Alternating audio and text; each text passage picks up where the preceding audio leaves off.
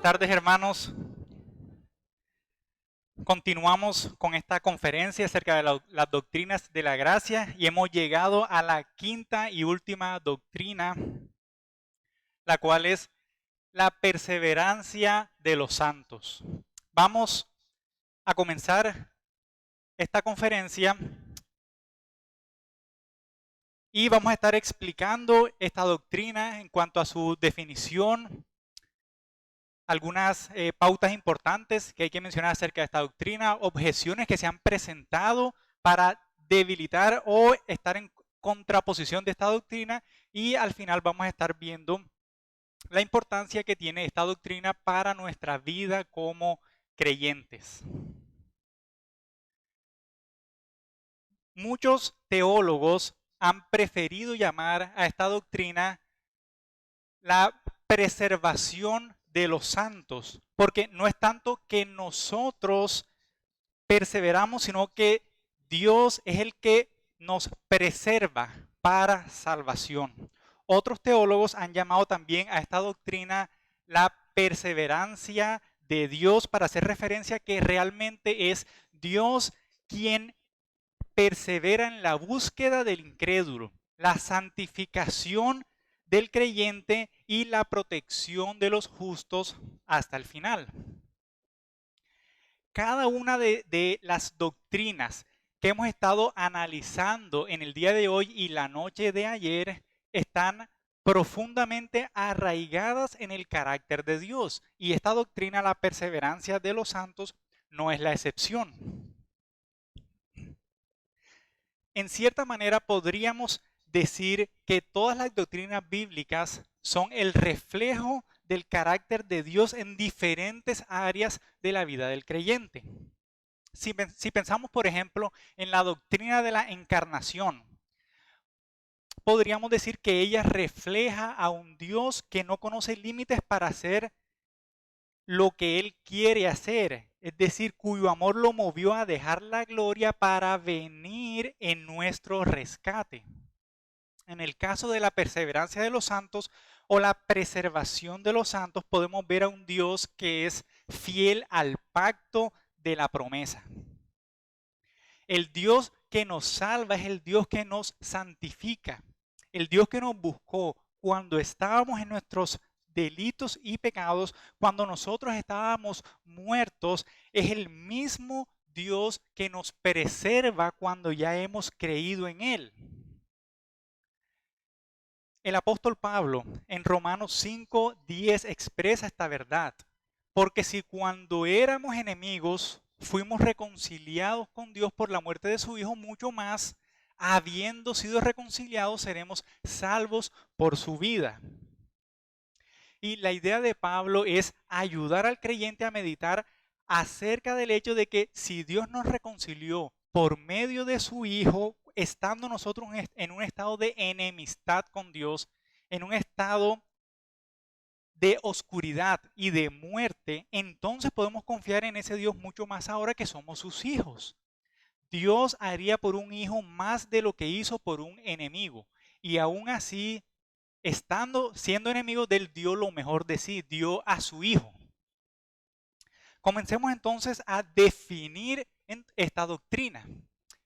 Tenemos aquí de la teología sistemática de Berkov la definición que él nos propone, y es aquella continua operación del Espíritu Santo en el creyente mediante la cual la obra de la gracia divina que ha empezado, mediante la cual la obra de la gracia divina que ha empezado en el corazón se continúa hasta llegar a ser completa.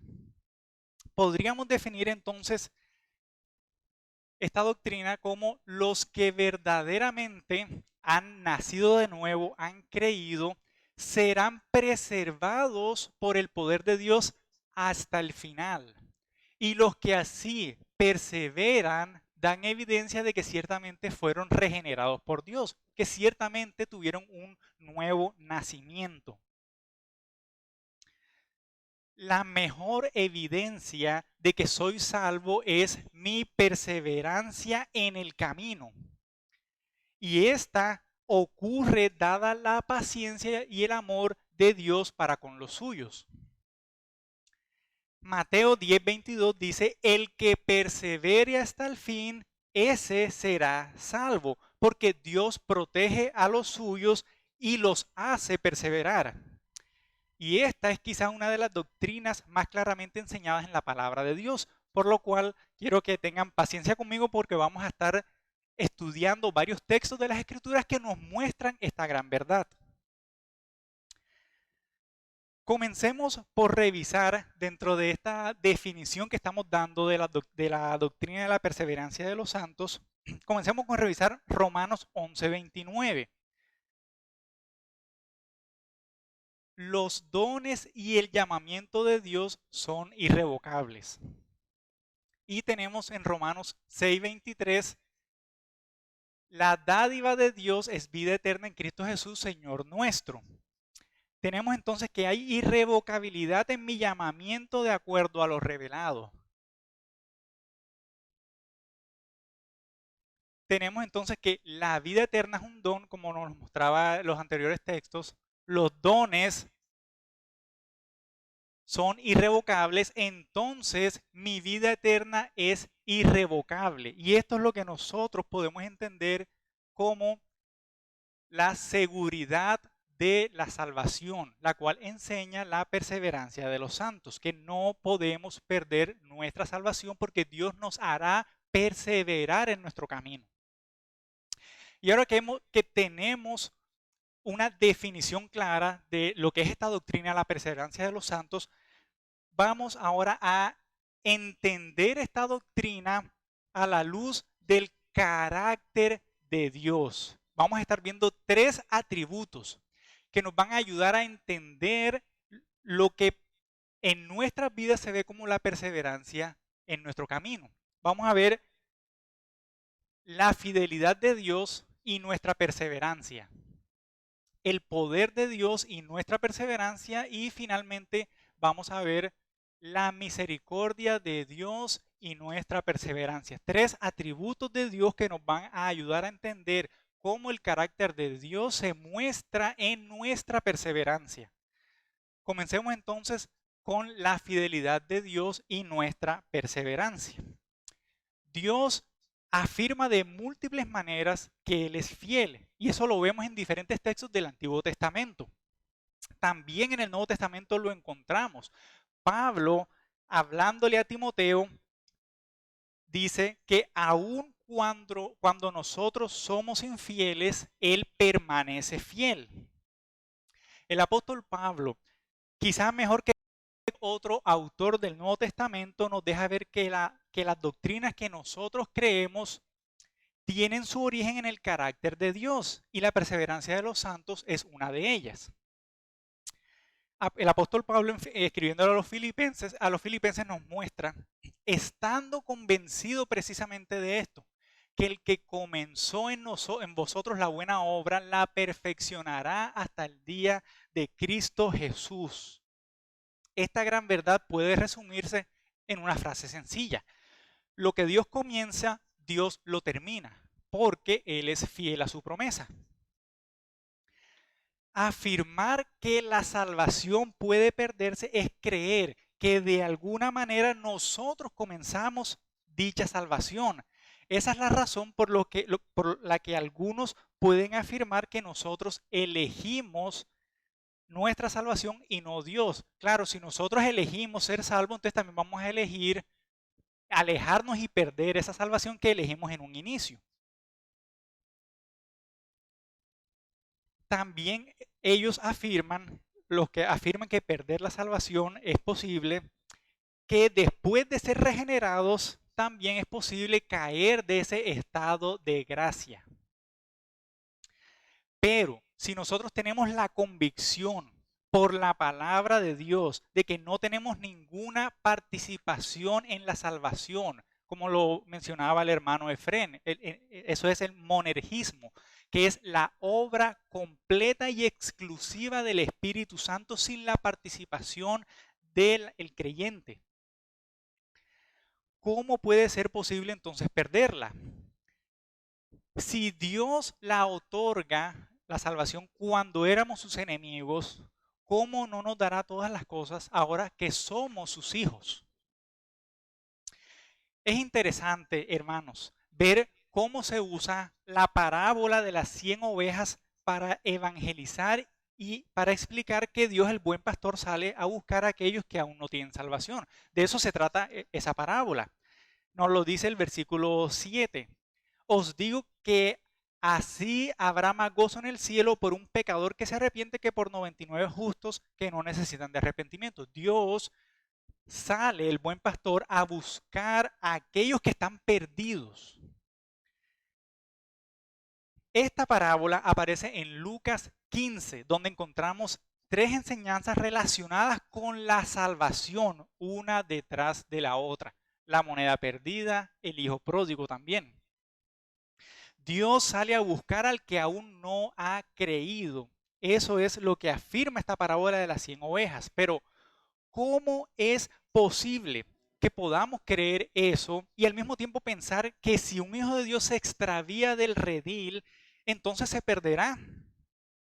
¿No sería Dios aún más fiel, si podemos llamarlo de alguna forma, ir en búsqueda de su hijo que en búsqueda de alguien que se encuentra perdido? Creo que la respuesta es obvia. Si Dios está buscando a aquellos que están perdidos para traerlos al redil, ¿cuánto más va a buscar a aquellos que han creído para traerlos nuevamente al redil? Y hay una ilustración de un pastor que visitó Tierra Santa y estuvo visitando varios pueblos de los judíos donde históricamente se habían asentado, y vio un pequeño corral hecho de piedras donde tenían a las ovejas. Él observó que no había una puerta. ¿Quién se colocaba ahí? Se colocaba el pastor de las ovejas. Y lo que normalmente nosotros conocemos es que es para que no entren lobos a atacar las ovejas. Pero mírenlo de esta otra forma. El pastor está a la puerta del redil, del rebaño, para que también ninguna oveja se salga de ese redil. ¿Qué seguridad debe dar esto a todas las ovejas que el buen pastor ya ha encontrado? Y también, en referencia a esta doctrina de la perseverancia de los santos, parece haber un temor, un miedo en la mente de tantos líderes de que si predicamos esta doctrina, muchos adoptarían una vida de libertinaje y comenzarían a disfrutar de la buena vida. De pensar así, creo que no hemos entendido, no estaríamos entendiendo la doctrina de la regeneración. Cuando el Espíritu de Dios nos regenera, su morada cambia nuestra manera de pensar y de sentir. Ya no somos iguales. Nuestros deseos ya son otros, no son los del mundo. Ahora son los deseos que Dios quiere para nosotros. Por tanto, el pecado de ese nuevo creyente que sigue pecando ya tiene otra connotación. Cuando peca, su pecado le pesa, su conciencia lo atormenta y no tiene paz en medio del pecado. No se regocija en su pecado, más bien lo odia ahora. No ocurre así con el que no ha sido regenerado. Si algún hermano hace una profesión de fe, viene aquí a la iglesia, está un tiempo con nosotros y luego piensa, ya salvo, siempre salvo y por lo tanto voy a disfrutar de la buena vida, esa persona está dando evidencia de que realmente no es salvo. Hermanos, la mente cambiada por el Espíritu de Dios realmente no piensa de esa forma. Y recuerdo a un amigo predicador que una vez predicó acerca de esta doctrina de la perseverancia de los santos y que la salvación no se pierde. Al final, algunos le hicieron un comentario. Le hicieron el siguiente comentario. ¿Cómo puedes enseñar esta doctrina? ¿No ves que ahora los cristianos, los que te escuchen, ahora entonces van a empezar a vivir como se les dé la gana? ¿Cómo es posible que enseñes esto? Y saben, ¿Cuál fue la respuesta de él? Ojalá yo pudiera vivir como se me dé la gana. Yo cuánto quisiera levantarme todos los días a las 5 de la mañana para orar, pero no puedo. ¿Cuánto anhelaría yo ir a la iglesia, escuchar sermón tras sermón de hombres de fe, pero no puedo porque el pecado que mora en mí no me deja? No puedo hacer lo que se me dé la gana. Ojalá yo pudiera hacer eso, pero el pecado que aún mora en mí quiere hacer lo contrario a la palabra de Dios y me quiere llevar, me quiere alejar del Señor, pero por su misericordia y porque Él es fiel me atrae nuevamente a su presencia. Los profetas del Señor conocían esta gran verdad. Notemos cómo el profeta Isaías expresa esta gran verdad de la cual venimos hablando. En Isaías 54, porque los montes serán quitados y las colinas temblarán, pero mi misericordia no se apartará de ti y el pacto de mi paz no será quebrantado, dice el Señor que tiene compasión de ti. Solo en este texto hay dos frases de suma importancia. Tenemos, mi misericordia no se apartará de ti y el pacto de mi paz no será quebrantado. La razón por la que Dios expresa estas ideas acerca de su fidelidad hacia nosotros es por algo que Él expresa en el mismo versículo. Dice, porque tengo compasión de ti. La estabilidad y la inmutabilidad de la promesa de gracia de Dios es ahora mostrada a través de una comparación con los montes y las colinas. Así de fiel es el Señor. A los ojos de los hombres nada parece más permanente que los montes y las colinas. Somos sus hijos y Dios mira con ojos de compasión a todos y cada uno de sus hijos. Su compasión hace que Dios preserve el pacto que Él hizo en un inicio con nosotros. Un pacto de paz, un pacto eterno, que no es temporal, que no va a acabar, porque es para siempre. Como su misericordia no se apartará de mí, mis pecados seguirán siendo perdonados cada vez que me acerco en arrepentimiento al trono de la gracia. ¿Por qué? Porque Dios es fiel a la promesa y promete no apartar ese atributo de aquellos que son sus hijos. Los profetas conocían el carácter de Dios mejor que lo que nosotros lo conocemos, y esto lo llevó a creer que la doctrina de la perseverancia de los santos era cierta. Leemos en Jeremías 32, haré con ellos un pacto eterno para siempre. Notemos que no habla de algo temporal o de algo que perdurará hasta que sus hijos se desvíen, hasta que se equivoquen o se alejen de Dios. Es un pacto eterno porque Dios no se apartará de ellos.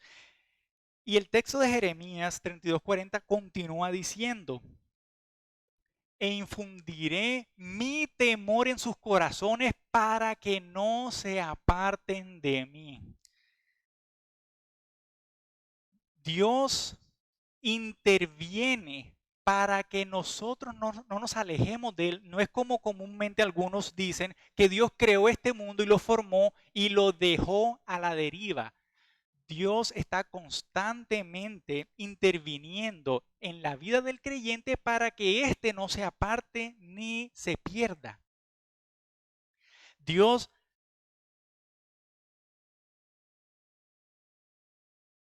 habló por medio de Jeremías haciendo alusión al nuevo pacto en su sangre que Cristo estaría firmando en un futuro y se refirió a ese pacto como un pacto eterno del cual todos los creyentes, incluyéndonos nosotros en este siglo XXI, gozamos de ese pacto eterno en Cristo Jesús. La perseverancia del creyente, entonces, es un regalo de Dios y el trabajo constante del Espíritu Santo.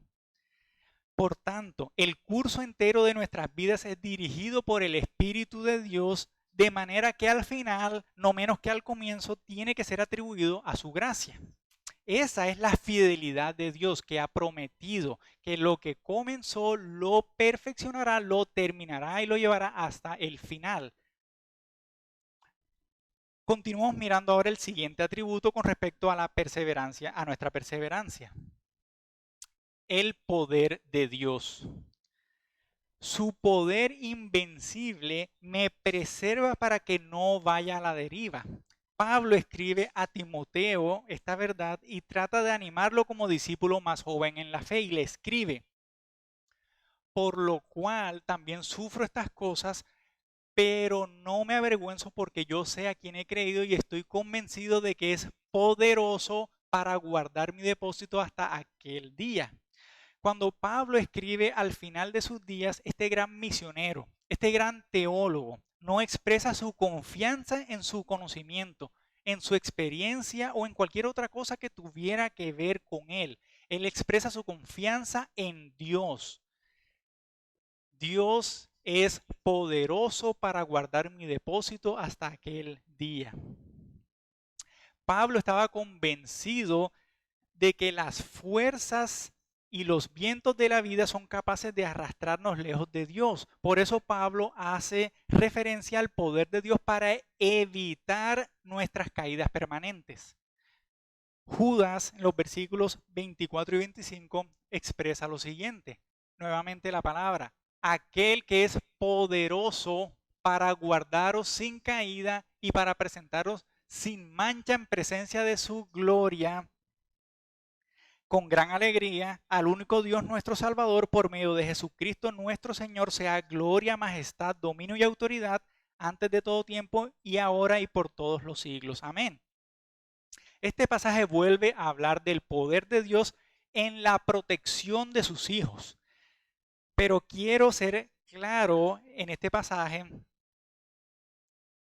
que Dios es capaz de protegernos y guardarnos sin caída, mas no sin pecado, pero sí sin caer de un estado de gracia a un estado de condenación.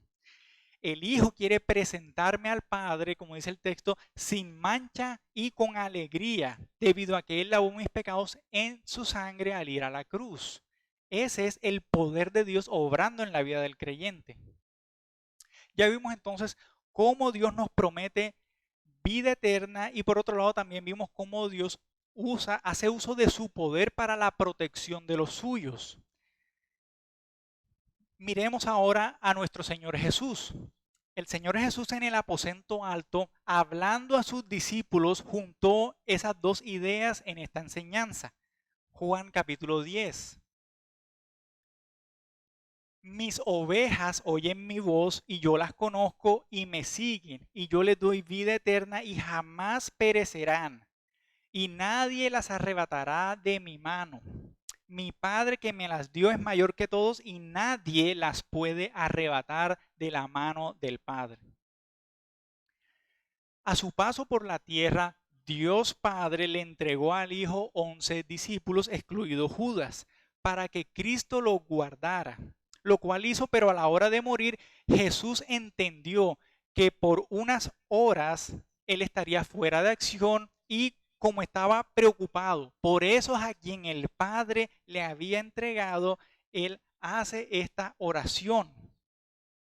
Le pide al Padre que los guarde durante esas horas difíciles en las que Jesús no estaría con ellos. Los discípulos en ese momento no iban a tener la presencia inmediata de Cristo y estarían deprimidos por su muerte y sin esperanza de resurrección porque aún no había ocurrido. Y esas palabras que pronuncia apenas horas antes de su muerte aparecen registradas en Juan 17. Ya no estoy en el mundo, pero ellos sí están en el mundo y yo voy a ti. Padre Santo, guárdalos en tu nombre, el nombre que me has dado, para que sean uno así como nosotros. Cuando estaba con ellos, los guardaba en tu nombre, el nombre que me diste, y los guardé y ninguno se perdió, excepto el hijo de perdición, para que la escritura se cumpliera. Pero ahora voy a ti y hablo esto en el mundo para que tengan mi gozo completo en sí mismos. Jesús oraba por sus discípulos, que aun cuando él no iba a estar, el Padre los iba a guardar. Dios Padre podía hacer esto porque es mayor que todos. Jesús pide al Padre que los guarde en su nombre, todo lo que su nombre representaba, todo su poder, toda su autoridad, a través de todos y cada uno de sus atributos. Una vez más, entonces, podemos ver que la doctrina de la perseverancia de los santos está arraigada más bien en el carácter de Dios que en cualquier otra cosa. Pensamos que la salvación puede perderse cuando la confianza está puesta en el hombre y sus obras, en lo que el hombre puede hacer. Si le dejamos al hombre la perseverancia, ese hombre va a perderse porque no tiene lo que se requiere para vencer los deseos de su carne, la seducción del mundo y las fuerzas de las tinieblas que operan contra él. Para perseverar se necesita el poder de Dios obrando en la vida del creyente. Y como tercer atributo vamos a ver la misericordia de Dios y nuestra perseverancia. Cómo este atributo nos ayuda a entender esta doctrina. El apóstol Pedro escribe su primera carta a un grupo de personas que estaban bajo persecución, estaban esparcidas durante la diáspora judía del primer siglo. Este mensaje de Pedro era y es importante aún para todo creyente. Prestemos atención cómo Pedro anima y fortalece la fe de sus hermanos en estos versículos. Con la finalidad de destacar algunas verdades, he puesto en paréntesis algunos comentarios. Bendito sea el Dios y Padre de nuestro Señor Jesucristo, quien según su gran misericordia, ahí vemos el carácter de Dios, nos ha hecho nacer de nuevo. Dios me hace nacer de nuevo. Es un don de Dios lo que habíamos visto al inicio.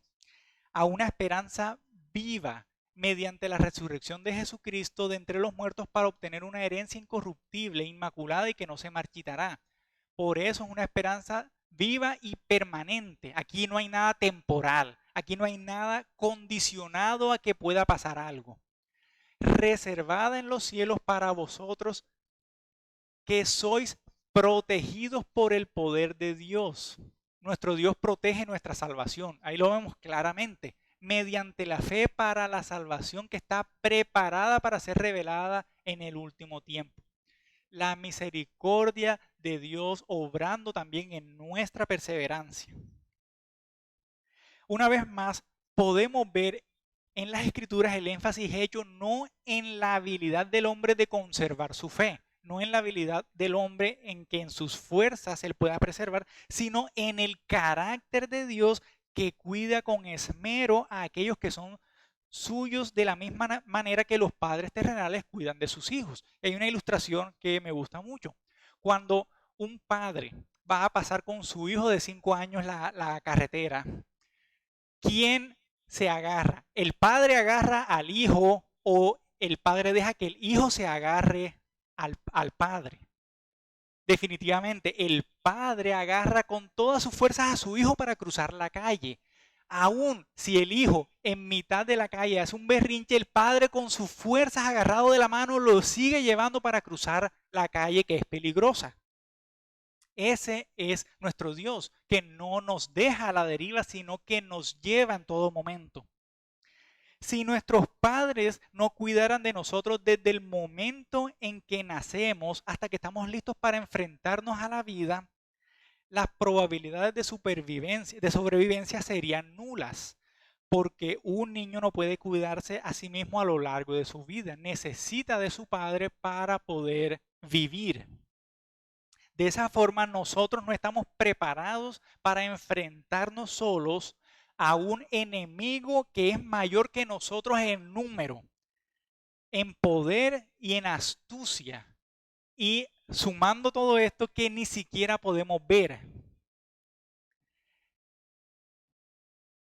Dios no permitirá que perdamos algo que su Hijo compró a precio de sangre, que Él nos entregó y que Él nos ha prometido. Esa es la seguridad que expresa el apóstol Pablo en las palabras de Romanos 8:37.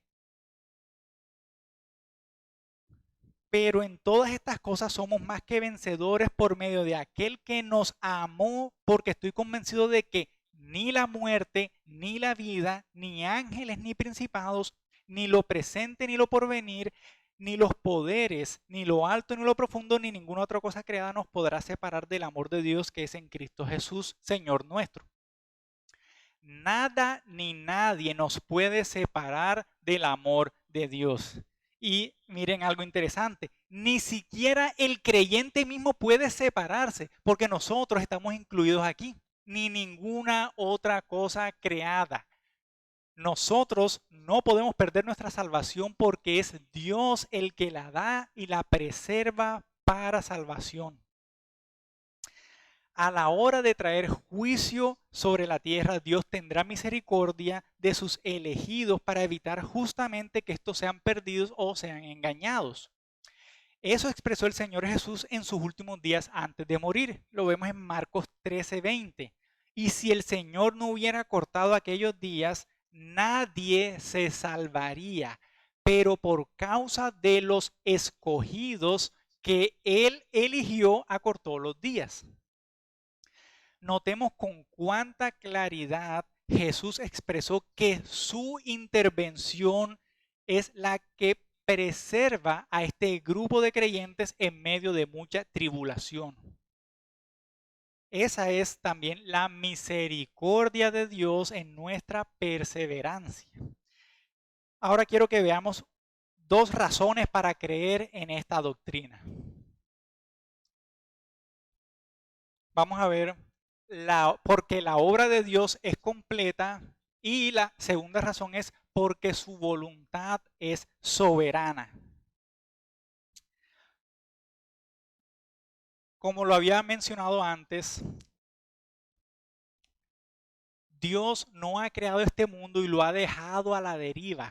Dios no ha comenzado algo e improvisa a medida que pasa el tiempo.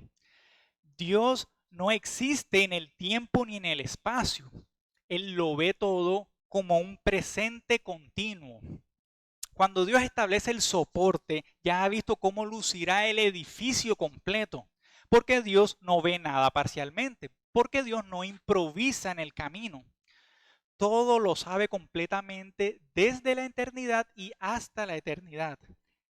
Esa es la razón por la que Pablo puede decir en Romanos 8:30, a los que de antemano Dios conoció, esto es en tiempo pasado, los predestinó, tiempo pasado, y a los que predestinó a esos también llamó, tiempo pasado, y a los que llamó a esos también justificó, tiempo pasado, y a los que justificó a esos también glorificó. ¿Qué tiempo es este? Pasado. A los que justificó a esos también glorificó. Nuestra glorificación sabemos que es futura, aún no ha ocurrido, pero Dios la expresa en tiempo pasado porque aquello que Dios comienza lo termina. Él ya sabe que va a glorificar a sus escogidos, a sus hijos. Este texto entonces niega también la posibilidad de la pérdida de nuestra salvación. A lo largo también del Nuevo Testamento, Dios nos muestra esta doctrina de muchas maneras. En Efesios, por ejemplo, podemos leer en el capítulo 1, en él también vosotros, después de escuchar el mensaje de la verdad, el evangelio de vuestra salvación, y habiendo creído, fuisteis sellados en él con el Espíritu Santo de la promesa, que nos es dado como garantía de nuestra herencia, con miras a la redención, eso es importante, con miras a la redención de la posesión adquirida de Dios para alabanza de su gloria. Un pastor americano afirma con relación a este pasaje, aquellos que forman parte del plan de redención de Dios son marcados con un sello que garantiza el recibir los derechos completos de la herencia de Dios en un reino redimido y de justicia. Todo creyente, genuino creyente, es sellado por el Espíritu Santo el cual es la garantía de que será salvo. Como dice el texto, dado como garantía de nuestra herencia. ¿Por qué? Porque la obra de Dios es completa. Otra de las razones es porque su voluntad es soberana, su voluntad soberana. Dios declara en su palabra que su voluntad no puede ser coartada, no puede ser impedida, y lo afirma en diferentes pasajes de las Escrituras. Uno de estos es Isaías 46.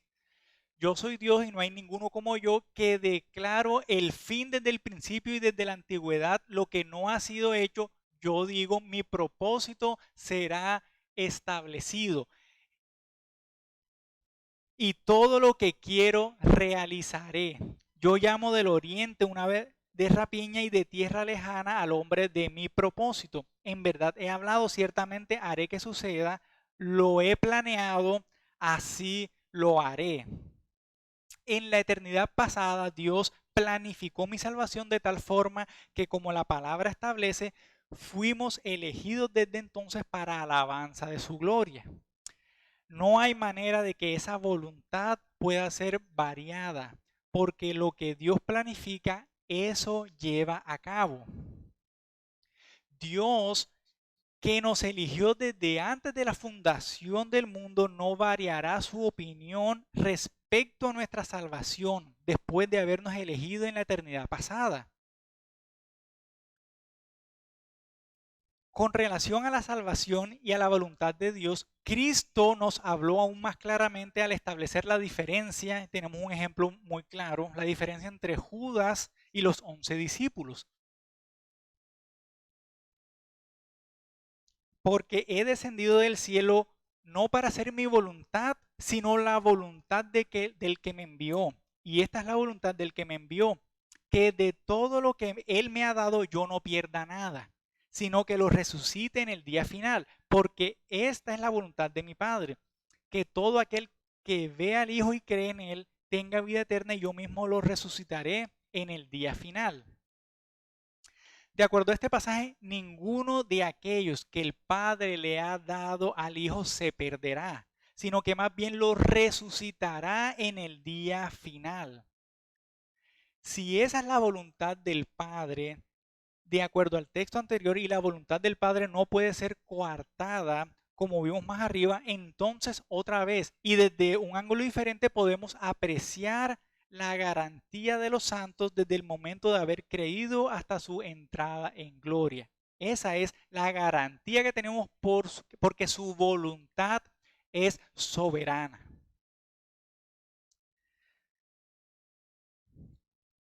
Ya que hemos visto entonces y hemos podido ver una definición de la doctrina y haberla entendido a la luz del carácter de Dios, vamos a mirar ahora un punto que es muy importante y que surge dentro de esta doctrina, que es la apostasía y la perseverancia de los hijos de Dios. Dado lo anterior, algunos entonces podrían argumentar que si la salvación no se pierde, entonces no es posible apostatar de la fe, cuando en realidad la palabra de Dios sí habla de apostasía de personas que han profesado la fe. En este punto necesitamos hacer una diferencia entre lo que es apostatar de la fe y lo que es perder el reino de los cielos. Cuando alguien profesa la fe e incluso se bautiza y luego años después se va al mundo, ¿está perdiendo su salvación o está dando evidencias de que nunca creyó? Algunos podrían responder de una manera o de otra, pero al final solo nos queda hacernos una pregunta. ¿Qué dice la Biblia acerca de esto? El apóstol Juan hacia el final de su vida nos da la respuesta clara a esta pregunta. Salieron de nosotros, pero en realidad no eran de nosotros, porque si hubieran sido de nosotros, habrían permanecido con nosotros, pero salieron a fin de que se manifestara que no todos son de nosotros. Juan, inspirado por el Espíritu de Dios, nos dice que la permanencia del creyente dentro del pueblo de Dios es la evidencia de que realmente esa persona era y es salva. Algunos salen como salió Judas, pero al salir y traicionar al maestro puso en evidencia que él siempre fue un lobo entre ovejas, que nunca creyó, que nunca fue regenerado por el Espíritu Santo.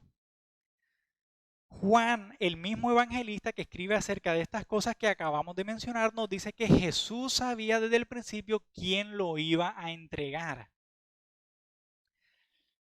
Y dentro de este ejemplo que hemos puesto de Judas, también tenemos el ejemplo de Pedro.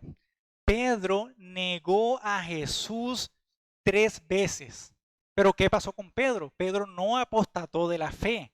¿Por qué?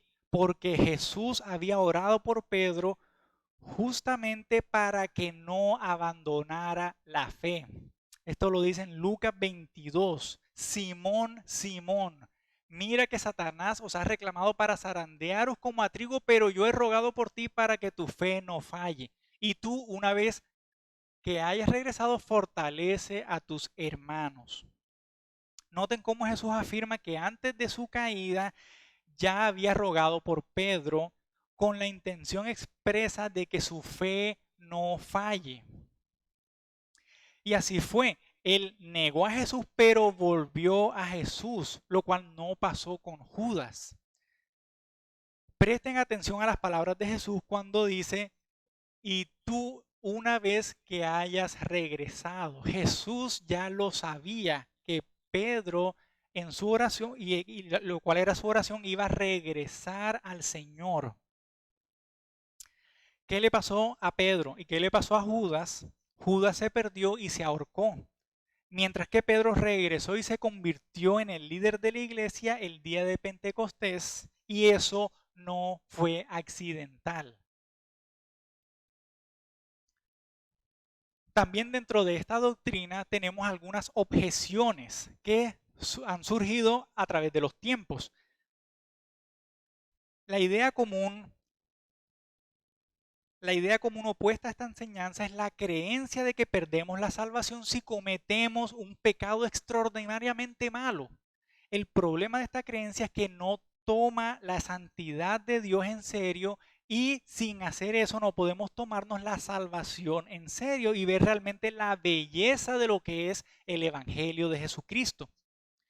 Somos más que pecadores. Somos más pecadores de lo que creemos, y ante Dios todo pecado nos hace merecedores del infierno. Nosotros hemos transgredido a la ley de Dios y cada segundo estaríamos entonces perdiendo la salvación. Como resume un gran predicador, si pudieras perder tu salvación, ya la habrías perdido y para siempre. Si quienes creen que la salvación puede perderse y pensaran seriamente en esto, ellos ni siquiera podrían dormir, porque a cada segundo de nuestras vidas estamos pecando contra el Dios que es santo, santo, santo. No sé por qué las personas que no creen en la perseverancia de los santos se aferran muchas veces en exceso a los poquitos versículos que a simple vista parecen probar que la salvación puede perderse, en vez de afrontar los muchos pasajes que hablan explícitamente de que no se pierde, e interpretar las escrituras a la luz de ellas mismas. Como una regla exegética y de hermenéutica, debemos entender y explicar los pasajes oscuros con la claridad de los pasajes más sencillos y amplios que nos muestran esa verdad que parece oscura. Pongamos un ejemplo. Hebreos 10, 26 y 27 es un pasaje común que se usa para contrarrestar o oponerse a esta doctrina. Porque si pecaremos voluntariamente después de haber recibido el conocimiento de la verdad, ya no queda más sacrificio por los pecados, sino una horrenda expectación de juicio y de hervor de fuego que ha de devorar a los adversarios. Pero si continuamos leyendo el texto, en el versículo 39 nos dice, Pero nosotros no somos de los que retroceden para perdición, sino de los que tienen fe, y aquí está la palabra clave, para preservación del alma. Por tanto, la advertencia en el capítulo es para quienes tienen conocimiento de la verdad, mas no salvación, que han escuchado la verdad, pero en realidad no han tenido una fe genuina. Nosotros, los verdaderos cristianos, no retrocedemos para perdición, como lo continúa diciendo el autor a los hebreos. El que no escatimó a su propio Hijo, sino que lo entregó por todos nosotros, ¿cómo no nos dará también con él todas las cosas? Por eso podemos confiar en que si Dios entregó a Jesús por nosotros, nos dará también la perseverancia que necesitamos para no perder esta salvación que Él mismo nos dio. Es entonces contradictorio predicar que la salvación puede perderse al mismo tiempo que se predica que la obra de Jesús, que Jesús realizó, es suficiente en todos los sentidos para salvarnos y que la salvación es solo por gracia. Es totalmente contradictorio. Creer que puedo perder mi salvación es creer que Dios en realidad no es poderoso para completar lo que inició y que no me ama de verdad. Es creer que mi salvación depende en última instancia de mí y no de Cristo. Ahora, ¿por qué, ya para finalizar, por qué esta doctrina es importante? ¿Por qué es importante para nosotros como creyentes? Hay muchas razones por las cuales esta enseñanza es crucial y ya hemos mencionado algunas de ellas de forma muy breve. Vamos a mencionar tres. La primera es porque le da toda la gloria a Dios y no al hombre. Perseveramos no al mirarnos a nosotros mismos, sino al mirar a Cristo gracias a la obra del Espíritu Santo en nuestras vidas. Toda la alabanza se la lleva Dios. Además, esta doctrina nos incentiva a predicar con más fervor. Si no fuese cierta, entonces, ¿para qué evangelizar y llamar a las personas a iniciar un viaje que seguramente no van a terminar? No serían buenas noticias, serían simplemente noticias. Mira, yo te estoy dando esta noticia y de pronto puedes ser salvo, pero de pronto también puedes perder esa salvación. Esta doctrina nos incentiva a predicar con más fervor, sabiendo que lo que predicamos es verdad y es eterno para todo aquel que cree en Cristo Jesús para salvación eterna. Y como número 3, esta doctrina nos da gozo, aviva nuestra esperanza y nos llena de profundo agradecimiento a Dios. ¿Quién no podría estar agradecido en saber que Dios ha hecho hasta lo imposible para salvar a su pueblo y que aun cuando ha entregado a su Hijo para salvarnos, nos preserva hasta el final para salvación eterna? Todo esto para alabanza y gloria de nuestro Señor. Es mi oración que este gozo crezca en nosotros y Dios siempre sea glorificado en nuestras vidas. Por lo cual estoy seguro de que ni la muerte, ni la vida, ni ángeles, ni principados, ni potestades, ni lo presente, ni lo porvenir, ni lo alto, ni lo profundo, ni ninguna otra cosa creada nos podrá separar del amor de Dios que es en Cristo Jesús, Señor nuestro. Oremos. Santo Señor, Dios Todopoderoso, damos gracias por esta verdad que hemos podido ver en tus escrituras de manera clara, que tú eres un Dios fiel a tu promesa. Tú eres un Dios poderoso para obrar e intervenir en nuestras vidas para guardarnos. Que tú, Señor, eres un Dios que ha tenido misericordia de nosotros, que aún cuando nosotros nos alejamos por pecado, tú nos buscas para arrepentirnos nuevamente y llegar a los pies de Cristo sabiendo que encontramos el oportuno perdón a nuestras almas. Gracias te damos, Señor, y que esta verdad sea afirmada en nuestros corazones para seguir confiando más constantemente, más firmemente en que tú nos has regalado la salvación y nos preservarás hasta el fin de los tiempos. En Cristo Jesús y el Espíritu Santo nosotros oramos. Amén.